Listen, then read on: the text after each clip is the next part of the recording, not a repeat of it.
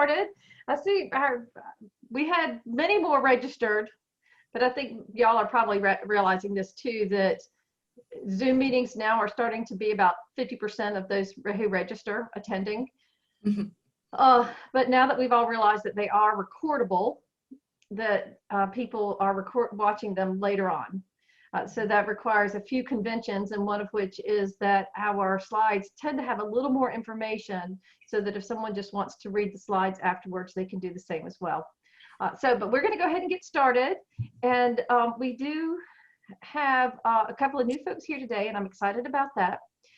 We have some folks who will be coming in a little bit later as well.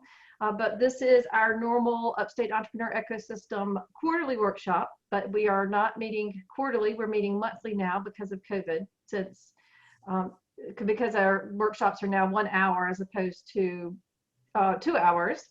So 3, that's our code word for next slide, please. Next slide. See, it's 3 words, Justine. So in every meeting, we always connect with each other. So I'd like for you to post in chat your name and your organization and what you most look forward to in the fall. I'm not asking anything like, what are you going to miss this fall or anything, but what do you most look forward to? So we're all on a positive subject today. So while y'all are doing that, 3, I will go through kind of why we're here and all that good stuff. So, but as always, in our meetings, the reason we're here is to help our upstate entrepreneurs be more successful faster. 3. This seems weird. Oh, well. 3. Next slide, please. Seems a whole lot easier, but oh well. So who are we? We are anybody and everybody who works with entrepreneurs to, again, help them be more successful faster. And an entrepreneur, 3. And an entrepreneur is pretty much anyone who's started or growing a business for profit. I mean, we are all inclusive here. We are not exclusive of any type of business owner or how long they've been an owner or the stage that they're in. 3. Every single meeting, for those who have not been here, we do 3 things. We connect with each other, we learn from each other, and then we empower ourselves to take what we've learned back home to our own communities and apply that with our local entrepreneurs. And as always, in building an ecosystem, people plus culture is everything, and it's that culture of trust amongst ourselves, kind of as Christy was alluding to, or actually was saying earlier, that trusting each other and working together that allows us to be able to accomplish much more. 3. So our workshops this year have been focusing on best practices.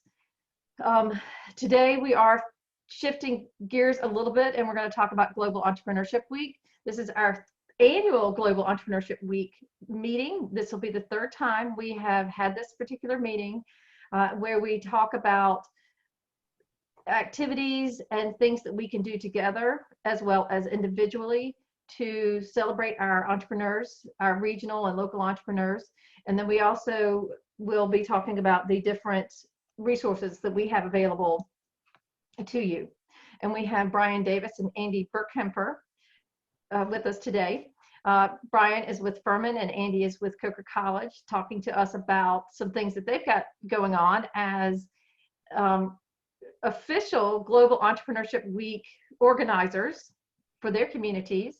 And then Ellen Bateman, who is the National Ecosystem Director for Global Entrepreneurship Network, and she manages GEW, is going to come in later and talk a little bit more about some resources that they have. In October, we're going to talk about mentoring.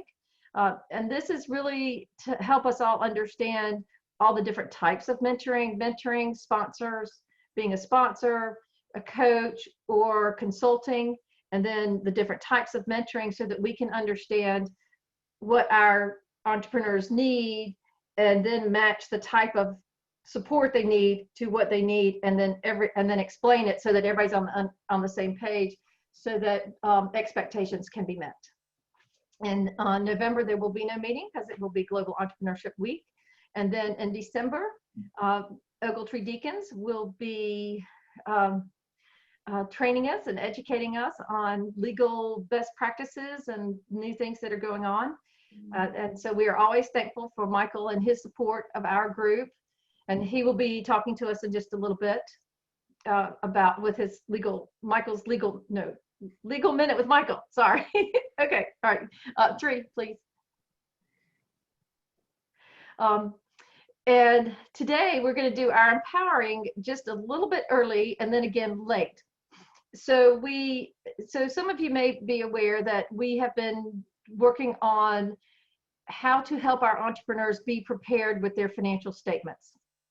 So each particular time we're going to ask these 2 questions and then start to measure the responses over time to see if there's any changes. And if we don't need changes, we will move to something different.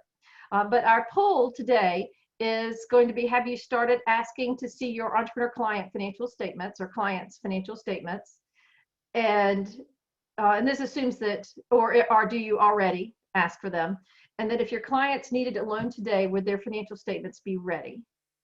So Justine, if you'll put that up, or please, thanks.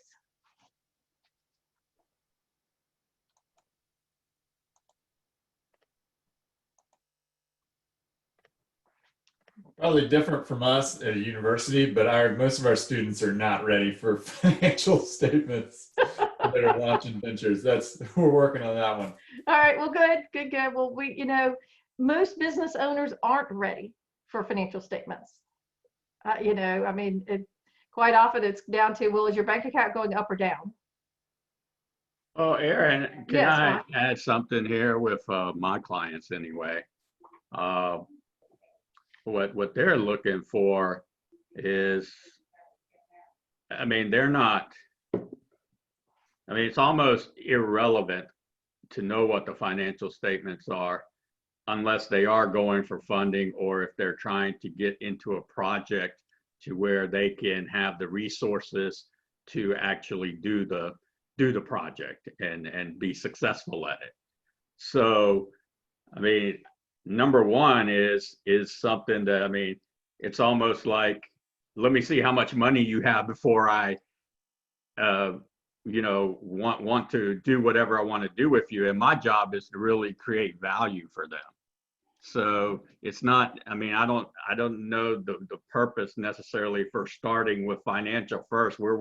I start with people first, but that's just, I mean, I don't know the background of these questions, but I understand what you're saying as far as it's my bank account going up and down and understanding the reason to know where you are financially. That 100% agree. And of course, I do coach them on that and how to set that up for their business if they need someone to help them with that.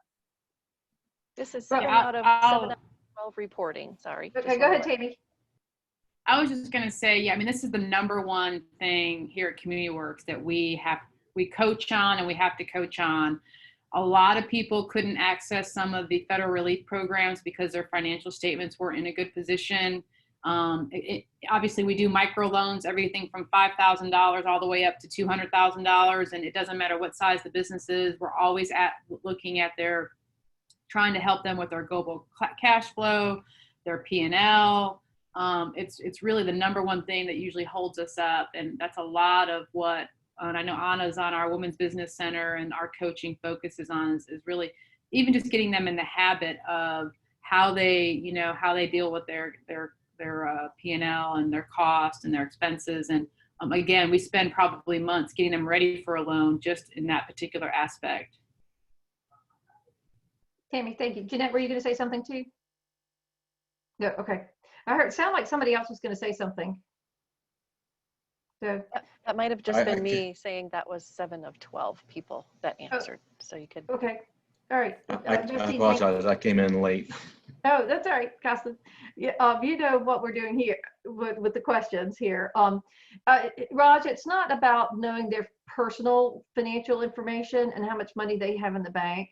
It's about making sure that they're in the habit of looking at their banking statement and looking at their understanding their financial position every month.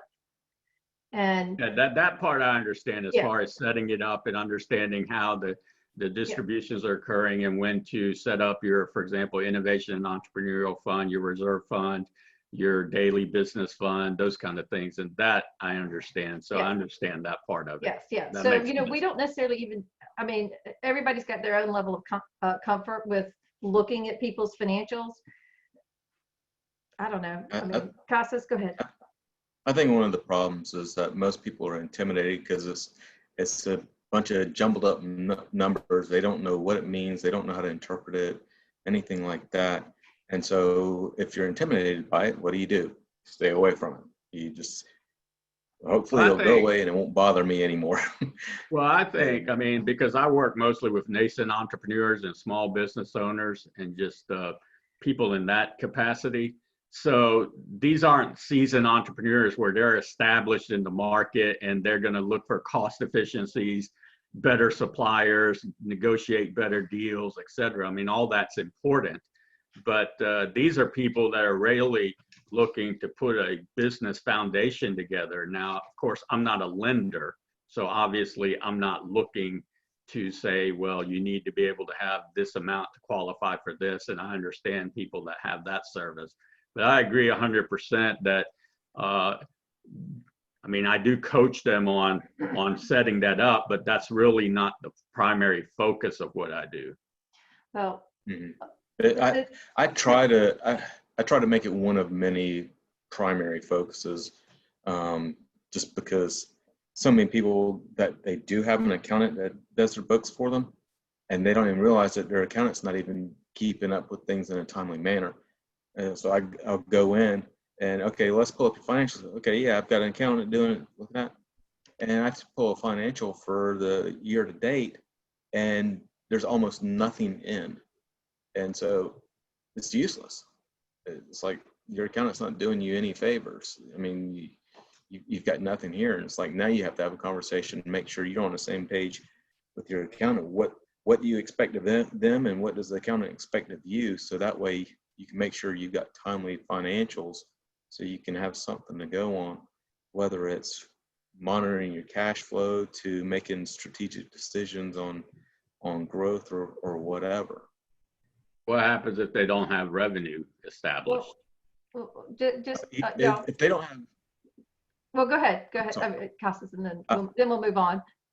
if they don't have revenue established, mainly what I'm wanting is I'm still wanting those numbers just so we can assess our expectations realistic or not, what is the potential of the business, whether it's profitable, break even, or going to be a loss, things like that. It's just more for strategizing as to what's our best avenue, where are the potential margins better, are they better in a different product than what you're planning on offering, things like that.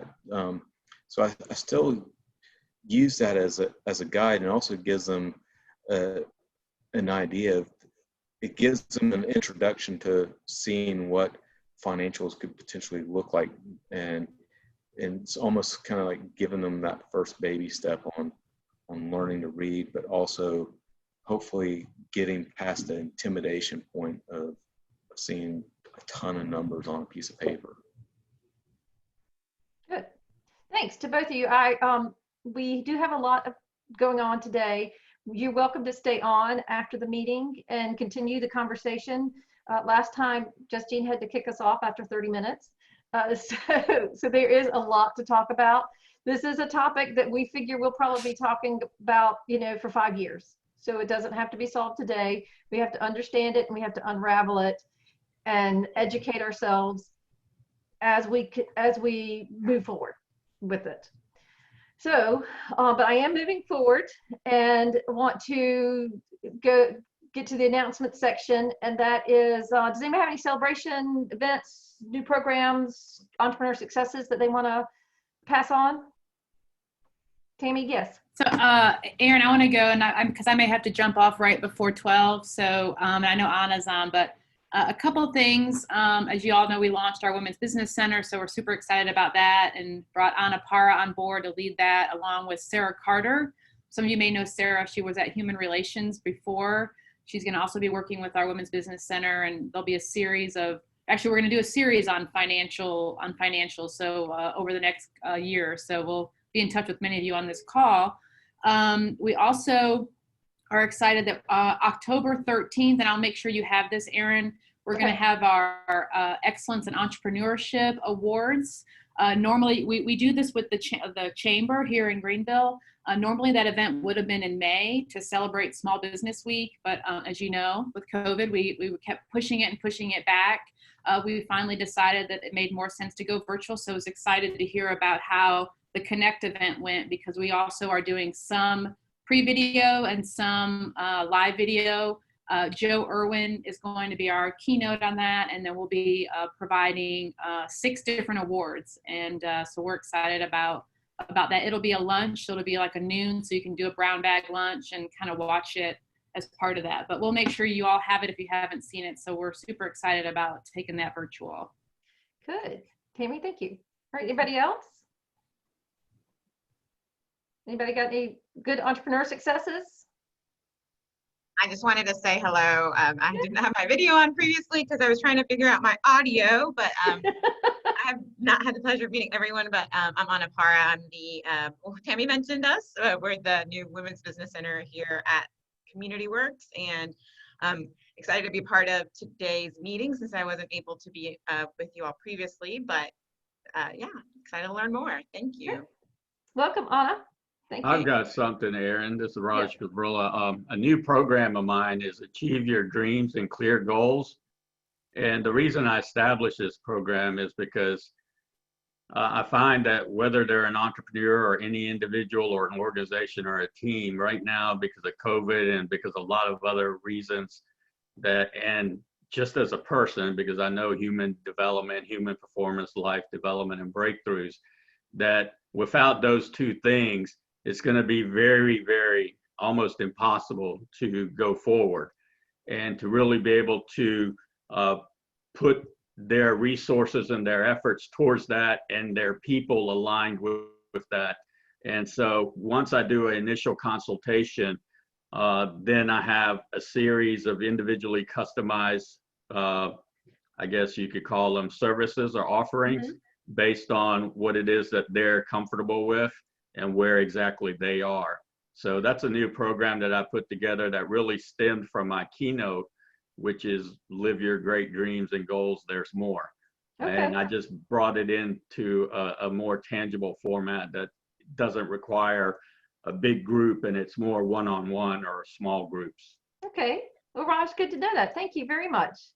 Good. Erin, I was, oh yeah, sorry, somebody else was. Yeah, go ahead. Christy? I was just going to speak. I don't know, Erin, if you had mentioned, so Next was very lucky to have a company be accepted into the Melinda Gates Accelerator. It's the Pivotal Ventures and Techstars cohort for Future of Longevity. And they're going to be spending 13 weeks with the innovative caregiving solutions for aging adults. And there's 10 startups. And out of these 10 startups, we had a Next company. The founder's name is Brenda Wilton, and she has Authored creates apparel that is thoughtfully engineered with discrete openings that adapt to body needs and limitations. The startup's clothing promotes and prolongs independence, enables safer dressing, and reduces stigma and injuries. So I just wanted to share that. We think it's really, really cool that she, out of 10 companies around the world, that she made it. Yeah, that is great. Good. Christy, thank you for sharing that too. And Jeanette, this is your first time here as well? Yes, I'm Jeanette Brewster. I am the program coordinator for Village Launch under Mill Community Ministries here in Greenville.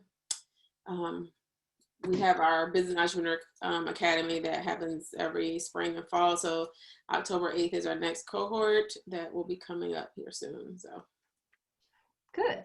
Is it full? No, it is not full. We still have some spots open. Okay. Is there a target entrepreneur? Our entrepreneurs are, we pretty much accept everybody, but minority, small business, minority women, entrepreneurs, the Greenville area, which we've accepted students that came from Spartanburg and Anderson. At the time, they were willing to travel. But since we're doing virtual, it's probably even easier for them to participate this year. It's our first full virtual. We had one that moved virtual at the start of COVID. So I can share the link if anyone knows anyone that's interested in being a part of it, or they can reach out to me directly and I can give them some more information. Okay, good. Jeanette, thank you. Thanks. I'd Yeah, like, if you can share that in the chat, that'll be great. Thank you. Good. Brian and I'd Costas, like y'all both to- look like you want to say something. So Costas, why don't you go first and then Brian?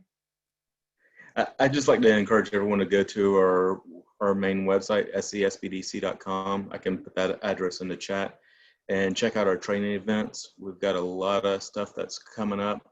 We're doing a lot of stuff statewide because it's virtual, so it doesn't matter where it is. It's easy to access. It's not like you have to drive 3 hours to get there. We have a cybersecurity webinar coming up next month, and we've got a lot of really good topics coming up over the next several months and going into next year as well. Very good. And then Brian, thank you. Thank you, Yeah. Costas. No, Hi, nice. Brian Brady. Welcome, everyone. Oh, sorry. It's great. Sorry. Go ahead, Aaron. Go ahead, Brian Brady. Hi, everyone. Brian Brady, USC Upstate, Johnson College of Business, and I am the director for the Center for Entrepreneurship and Innovation. I apologize. I'm late on this call. I'm also an instructor, and I'm dealing with a few student issues on midterms, so my apologies, but it's great to be here. Thank you for coordinating this, Aaron. You had asked about recent successes, and I don't know if you had shared, but Start Me Spartanburg is a finalist in the Innovision Awards in the community service category. We're very excited about that. I was a program manager last year for Start Me, and Aaron, I know you're very involved as a mentor. But it's a really big news for Start Me Spartanburg, which is a business training 14-week accelerator for underserved entrepreneurs in the north side of Spartanburg. And Tammy Hoy Hawkins was with Bill Barnett, the visionary that helped bring it to Spartanburg. And it's great news for us. So we're very excited. Congratulations for that too. Good. Brian, thank you for saying something. But Brian Davis, I'm sorry, do you have something as well? Oh no, and Brian Brady, I apologize. I couldn't see everybody on my screen, so I heard Brian. I was like, sweet, it must be me. Obviously, you said it differently. Yours is with an I, mine's with a Y. Yes. So no, I was just going to share really quickly too. We're launching a new entrepreneur in residence program at Furman. So I represent Furman University in our Innovation Entrepreneurship Institute, and not to make it totally all about Anna, but Anna is amazing, and Anna is one of the oncoming onboarded entrepreneurs in residence for us. We're extremely excited to kind of deepen our partnership with Community Works and the Women's Business Center in that fashion. We've also got Harold Hughes, who many of y'all probably know, and we've got Derek Peterson still staying on board, and a designer in residence, Joe Heritage, who comes from Columbia University.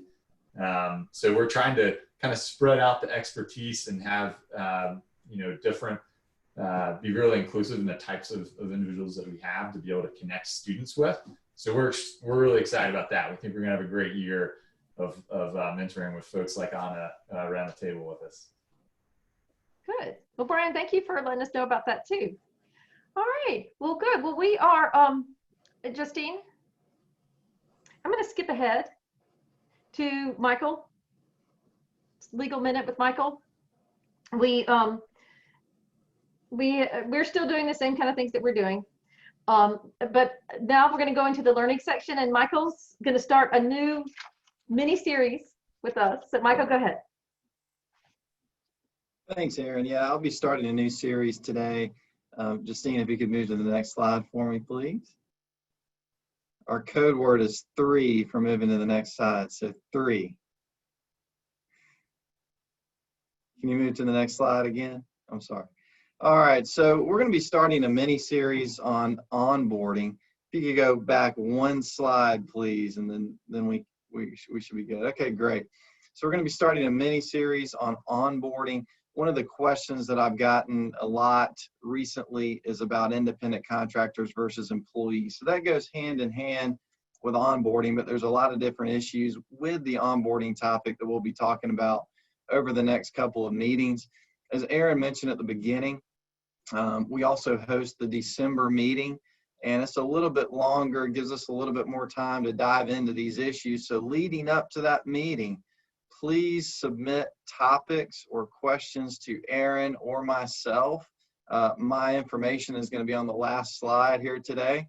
And please submit topics, because the reason that I do this, the reason that we are one of the sponsors of this series, is to hopefully issue spot some important legal issues for the entrepreneur. So if I don't know what they are, we can't do that. I'm trying to do my best to identify those, and I think we have over the last couple of months. But if you have any ideas, please submit those to Aaron, Justine, or myself, particularly leading up to that December meeting.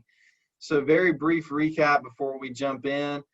We've covered a lot this year. We've talked about all these new changes related to COVID-19, the new laws associated with that affect small businesses, the FFCRA, the CARES Act. We talked about the workers' compensation presumption law, the liability shield protections, which are both still pending in the South Carolina legislature. We're not sure how those will turn out. And then we moved into best practices, keeping employees safe at the work site and at home, and also COVID liability waivers, whether they were worth the paper they're written on, and kind of the effects of those. So now we're going to move on to a topic that's not specifically related to COVID-19, but it's one that I hope is applicable to some of the entrepreneurs. So can you move to the next slide for me, Justine? So a lot of what I'm going to talk about in the next 5 minutes might seem elementary. A lot of these issues might be issues that you already know about or you're aware of, but it's really important to go back to the basics sometimes and understand the differences between employees and independent contractors.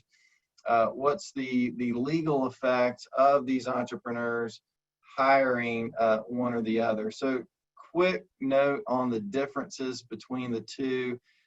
Very generally, independent contractors don't have rights to many of the employment benefits that employees do. They're usually paid by the project. They don't count for the workers' compensation coverage, and they don't get the same benefits that employees will. Also, if an independent contractor is working on an employer site, for example, that employer is generally not responsible for the negligent acts of that contractor as they would sometimes in certain circumstances with an employee. So what does an employee do? What are some of the characteristics of an employee? Well, they're paid salary. I combined the two, salary or hourly. They're subject to overtime requirements, minimum wage payments. They're taxed on their income, and they count for workers' compensation coverage. If they get terminated, they'll be eligible for unemployment. And then they're also going to be protected under the employment laws that we think of. So ADA, the discrimination statute, FMLA, if the employer meets that threshold, Title VII, just any discrimination, harassment, retaliation type issues that you would think of, employees will be protected under, but independent contractors will not. So how do we distinguish between the two? What are some of the things that we look for in determining whether someone is an independent contractor or an employee? In South Carolina, there's a lot of case law on this topic. And it's very fact specific. There's going to be 4 factors that the courts will look at to determine whether someone is an independent contractor or an employee. It's the right to control, the equipment, the method of payment, and right to fire. So let me touch on the latter 3 before I get to the first one, which is underlined and the most important. So for the equipment, who's furnishing the equipment? Is it the employee that is using their own equipment, or is it the employer that's furnishing that equipment? So if it's the employer that's furnishing the equipment, they're more likely to be an employee. And again, these are very basic principles that I want you to be aware of. So method of payment, how are they paid? Are they paid like an employee? Are they paid a salary? Are they paid on an hourly basis? Or are they paid like an independent contractor on a project by project basis, depending on the work that's performed? And also the right to fire, this is one of the ones that's probably the least important, but that's also a factor as well. But going back to number one, the right to control the work. This is the number one thing that the courts will look at to determine this relationship. What does it mean? Well, it means that in general terms, simply directing someone what to do or establishing what result you want to have isn't enough. In order to be an employee, that employer has to actually control the means and methods of how the work is performed. So that's the difference, is the independent contractor might have a specific task. There's a result that they have to accomplish, but they're in charge of how that work is performed. The employer, quote unquote, or the business that's hiring that independent contractor is hands off when it comes to the methods of how the job gets done. It just gets done. But with an employee, the employer is going to have a lot more control over the specific means and methods of how that result is accomplished. So that brings up the question of an agreement. If someone hires an independent contractor, or thinks they're hiring an independent contractor, and enters into an agreement, an independent contractor agreement to try to establish via contract that that's the relationship that's in place, is that enough to deem someone an independent contractor? The answer is no. While it could be important to have a contract, and that's one of the things that the courts will look at in the intent between the parties to establish that relationship, it's the practical and actual effect of the relationship that the court will consider when determining whether someone's an independent contractor. So you can have an agreement. Yes, it's good to establish the terms and conditions of that arrangement, but that in and of itself will not be dispositive.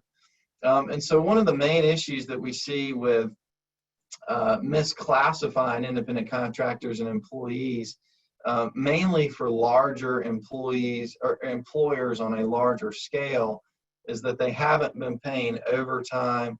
They haven't been paying the appropriate wages for independent contractors that really should have been classified as employees. So that's something to look out for as these entrepreneurs hire individuals, continue to hire individuals, establishing and looking from a legal standpoint at what they really are. Are they an employer, an independent contractor? Trying to avoid some of these misclassification issues from the outset.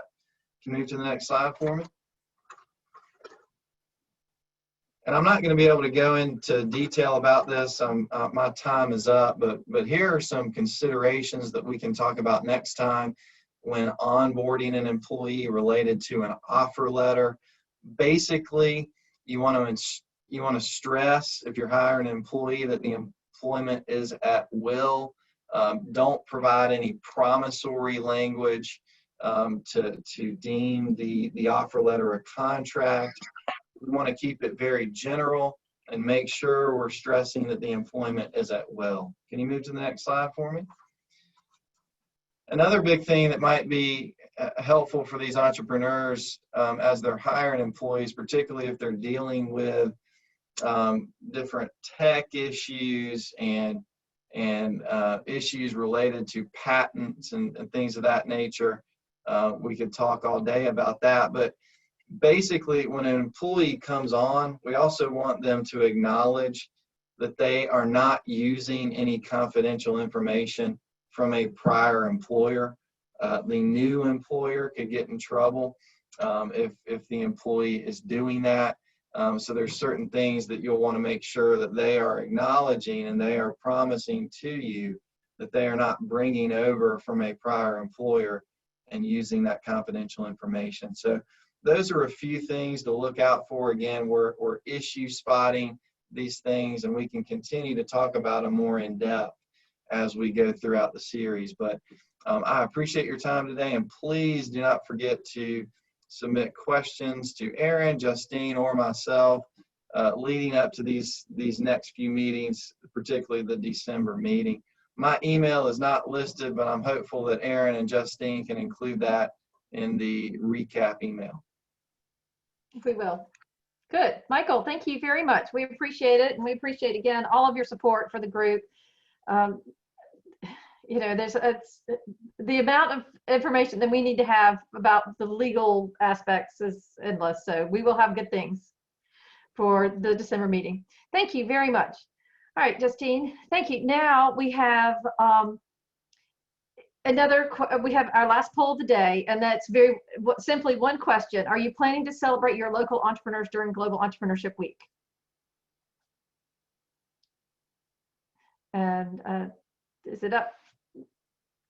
Justine says it's up and ready to go. I have a couple of choices there. Good. And while y'all are working on that, we did get if you may have seen the poll from earlier, it looks like right now the majority do not ask for financial statements, and the majority do not have folks who are ready if they needed to be funded or a loan of some sort. So we will continue to watch that meeting over meeting. All right, next, how are we looking on the poll? Yay, look at this. All right, no no's, y'all did good. So thanks to all of you for that. All right, so Global Entrepreneurship Week will be November 16th through the 22nd of this year. And you'll see this new logo has South Carolina on it. So we have something very specific to our state. So in our third year doing this, things are really happening and changing. And I want to ask Ellen if she will come on for just a few minutes and tell us about some things that are happening nationally at GEN for GEW, and then and some resources they have on their website. So Ellen, I'm going to turn it over to you. Thanks, Erin. Well, good afternoon, everyone. I'm happy to be here to talk about Global Entrepreneurship Week, and that poll makes me very happy to see that a lot of you are planning on participating, or at least considering and participating in Global Entrepreneurship Week this year. I know this year's been a little bit different with COVID, but we can still have some great, virtual activities to plan this year. I already know that some great ones are in the works in South Carolina, and we're going to have some great ones that you can participate in on a national level. But I did want to go over our website with you so that you can see some of the resources that are available to you and how to register your activities to make sure that you're really participating in the global celebration. So I'm going to go ahead and share my screen.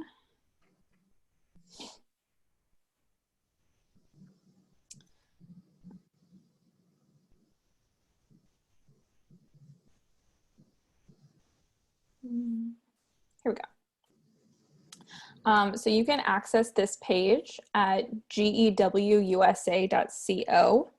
and I can put that in the chat following this. This is the United States homepage for Global Entrepreneurship Week, and this is where you can access a lot of the content in terms of resources and also just like some updates. This is the main homepage, and it gives you a little bit of context about Global Entrepreneurship Week, a few activities that we're highlighting, and some great news stories that are coming out of Global Entrepreneurship Week from across the United States, where people are sharing how they're really activating their communities and the types of activities they're hosting to get entrepreneurs involved. We also have a leaderboard, so you can see communities that have already started to register activities for this year, certain states that have registered, and partners. So this leaderboard, we hope to get some little healthy competition there to really represent your community during Global Entrepreneurship Week. The first step to get involved would be to create a Gen profile if you've not done so already. To do so, normally there's a button here that says Join Gen. I'm already logged into mine, so you can't see that. It says Join Gen, and it'll prompt you to create an account. When you create an account, it looks like this.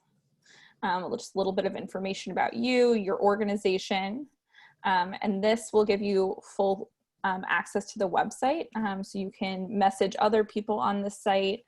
This will allow you to register your activities for Global Entrepreneurship Week, and just continue to be updated about events that are happening through our network, whether they're in the United States or globally. If you'd like to create an activity for Global Entrepreneurship Week, you can either access that here at Create an Event. And if you have a lot you'd like to register, you can use this bulk event upload tool. It really is just a spreadsheet format for the bulk tool that you can upload to make it really quick and easy instead of having to go one by one. For the one by one format, it looks a lot like this. Very simple, just form to fill out. And it'll geolocate for you. Even if it's virtual, there is that virtual option, or some people are doing hybrids this year. And then it will populate here. So this is a map of where activities are registered in the United States so far this year. This is a great way to see activities from across the country. And if you're interested in something that's just happening in South Carolina, you can filter by state or city. If you're interested in just Spartanburg or Greenville or something like that, that's a great way to just narrow down the search. Or if you're interested in just participating in something in Florida or California, you can also filter that way as well. So we're trying to make it as easy as possible for you to be able to participate. And again, on the home page, there are logos and branding resources here. The official GEW activity badge is there, so if you'd like to put that on your promotional materials, we encourage you to do that to really show that you're participating in the global celebration. As Erin showed, there is a South Carolina logo, and if you would like one for your city, we can create that for you as well. So that's all available to you, but these are some general GEW logos, GEW USA, and as I mentioned, the activity badge. If you're kind of stuck, you want to participate but don't know how, we have some suggestions here in our idea bank, and also some signature activities, which are really comprehensive guides that walk you through the planning and implementation of a specific activity. There's things such as networking activities, there's one that's more of a social media campaign, and there's several related to policy. So there's some great opportunities there that you can put in anyone's hands and they can participate. So that's kind of a brief overview, but I am here for questions if you have any. But I know that Brian and Andy have also some information about what they're planning in South Carolina this year. Ellen, thank you very much. I appreciate that. And we appreciate Ellen coming back again this year. She spoke to us last year when we were all together in the big room. So Ellen, again, thank you. So we do have special guests, Brian Davis and Andy Burkemper. I hope I'm saying that correct. They are going to talk about a statewide program that they're coordinating together. So I'm going to turn it over to you, gentlemen. Yeah, I don't know if we're special. We'll do a poll after, and y'all can vote on whether we were a special guest or whether we're a guest you never want to have back. Good to see some familiar faces on here, and Ellen, thanks for those words. So Andy and I'll kick off real quick, and I'm going to let Andy actually give the real meat of the content here. But Andy and I were connected as two of a handful of community organizers this year, and got connected together. And we're sitting down and talking and said, hey, we have an opportunity with everything, with this pandemic thing has created a real comfort level of virtual events. And, in my mind, at least, being an entrepreneur and that whole world is all about collaboration and breaking down barriers and celebrating and championing across a range of demographics and types. So we said, hey, what if we just said, can we get every, or as close as we can, every college, university, institute of higher learning, whatever, across the state, and just invite them to have a statewide pitch competition and try to keep the barrier to entry really low, and try to put it together in a way that gives a lot of folks an opportunity to spotlight entrepreneurs within their own communities and areas that they may not otherwise have a platform to put them forward to. So that's kind of what we started on. And what we've ended with, I'll let Andy kind of run through where we are in terms of the structure of it. But we kind of took that as our big event that we wanted to at least start from a grassroots perspective this year. Thank you, Brian. I'll jump right in. Just in the chat, I put a link of just some preliminary information. This is not our final version. Brian and I do not claim to be graphic designers, so we have some partners who are going to glitz it up and make it look better. But we really were using this opportunity of Global Entrepreneurship Week as an excuse to start connecting all of these different colleges and universities across the state that we know are already doing awesome things on their campuses and even in the reach out to the communities. So if you click on that link, you'll notice that we are already up to 12 partner schools. I went back and just did a quick timeline just to share with folks about from our initial idea conception to where we are today. It looks like our South Carolina Department of Commerce, Laura Corder, who some of you may have interacted with, she got Brian, Tom Ledbetter at Midlands Tech and myself together on August 13th. So really just about 5 weeks ago. And we started kicking around this idea for a few weeks. And about 4 weeks in, we had 4 partner schools. That was Coker, Furman, Midlands Tech, and University of South Carolina. At that point, we sent out an update to folks, a reminder. And within the next week, we ended up adding Francis Marion, College of Charleston, Clemson, Winthrop. We sent out another reminder thinking that a little bit of FOMO, fear of missing out, might kick in as people saw that this was going from 4 schools to 8. So just in the next couple of days after that reminder, we had Benedict College, Columbia College, MUSC, and Wofford College all jump on board as well. And it sounds like Brian, who just had to hop off from USC Upstate, may end up being our 13th school. So this was just a really cool opportunity I have not met Brian Davis at Furman Face. Well, one time, I guess. You visited Coker in March, but we've just built out this really cool partnership across the state in this virtual format. And we still have a few details to work out, but we are really excited that we've had so many schools and colleges, universities, and lots of partners interested in just about 5 weeks time. Yeah. So stay tuned. There'll be more information we'll be sending out about what this looks like, how you can, either participate in either viewing or even help. If you're representing an organization that can help contribute on this, and we'll make sure Erin and her team have some information to you.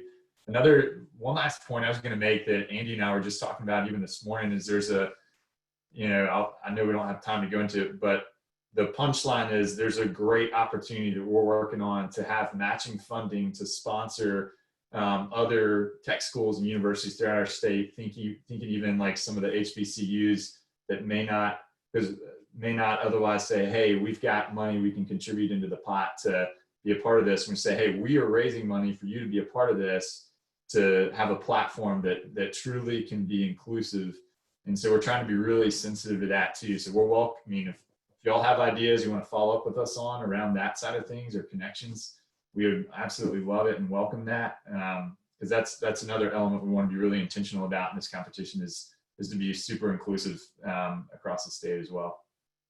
And just as a final note, we have been already coming up with some ideas of how we can use this as just a way to start these relationships among all these great people at different colleges and universities, and maybe even turn this into something cool like a consortium of South Carolina entrepreneurship education, just to keep this conversation going across the state. So really glad that Ellen's organization and Laura's organization from the state level, that they really just got the initial 3 schools together, and it has turned into something awesome that we're excited to roll out in November.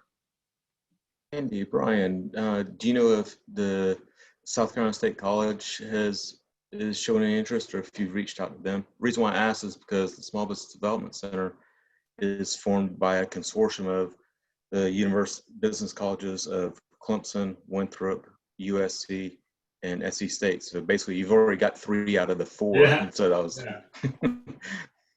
So we have made an initial reach out to them. I didn't know anybody personally, so I think I just explored their website and just looked for the right person to contact. But if you'd like to follow up with somebody, that we can just make sure that they got that message, and if they're interested, we are all ears. Thank you very much. Yeah. Okay, you're welcome. Good. All right, thank you. Any other quick questions? And I apologize, we are running I allowed the first half of the meeting to run over, so I apologize for that, but we had some very good conversation. Brian and Andy, thank you. It's exciting to see things going on across the state. Justine, if you will go to slide number 19, which is promotional resources.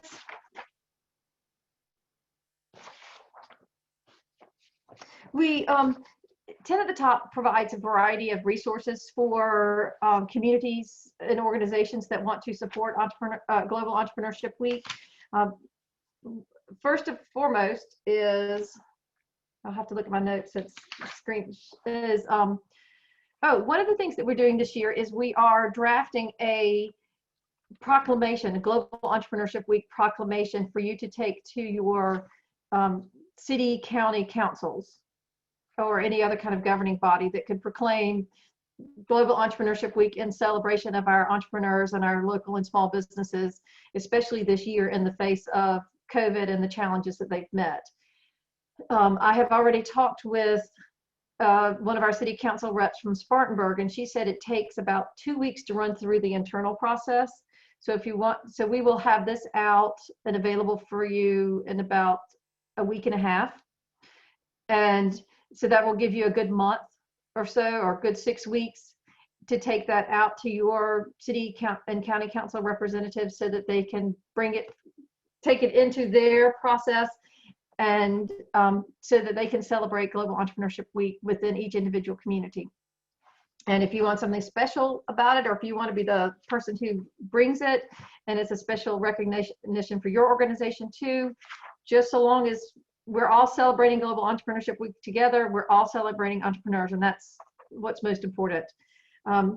We also will have a press release template that we'll send out in an email as well. We'll also send out a list of media contacts.